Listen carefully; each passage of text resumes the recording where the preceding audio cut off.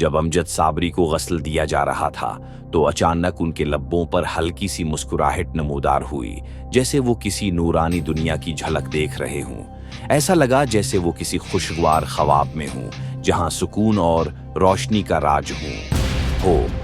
लोग हैरत में थे कि दुनिया छोड़ने के बाद भी उनके चेहरे पर ऐसा इत्मीनान और मुस्कुराहट कैसे आ सकती है।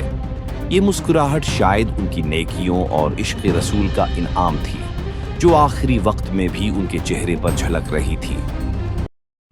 कि जब हम डेड बॉडीज़ को मैं जब गुस्ल देता हूँ तो उन डेड बॉडीज़, जैसे मैं अमजद साबरी की बात करूँ, अमजद साबरी को जब मैं गुस्ल दे रहा था तो गुस्ल देते हुए मैं एकदम से रुक गया और काम किया।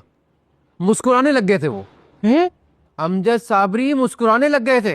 मैंने वो गुस्ल देते हुए छोड़ दिया, उनको पीछे हट गया। मैं फौत हो चुके हैं और मुस्कुरा। जी जी जी, यहाँ यहाँ यहाँ यहाँ मैंने जल्दी से उनके घर वालों को आवाज दी, उनके भाइयों को बुलाया, जल्दी से जल्दी इधर इधर आओ, इधर आओ, इधर आओ, इधर आओ, इधर देखो अमजद साबरी को। वो तब देख रहे हो। और फिर जनाब वो जो उन्होंने दुआएं करना शुरू की और जो है वो दुरूद पढ़ना शुरू किया, जो दुआएं करना शुरू की, कि बस वो यहाँ कुछ और ही माहौल बन गया था।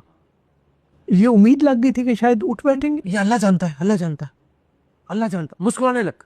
और फिर तो जो यहाँ पर वो तिलावत शुरू हो गई, नात शरीफ शुरू हो गई, और जो एक माहौल बन गया तो ऐसे में ये मैंने अमजद साबरी ऐसे और कई वाकयात कि जिनके ऊपर जिनको तकलीफ हो रही होती है, जिनको मतलब है कि ज़ाहिर है हर अच्छा काम कर, जिन्होंने दुनिया में अच्छा काम किया हुआ होता है तो ये सब यहाँ गुस्ल देते हुए नजर आता है। जिन्होंने कुछ अच्छा काम नहीं भी किया होता है वो भी सारी चीज़ें हमें यहाँ पर नजर आती है।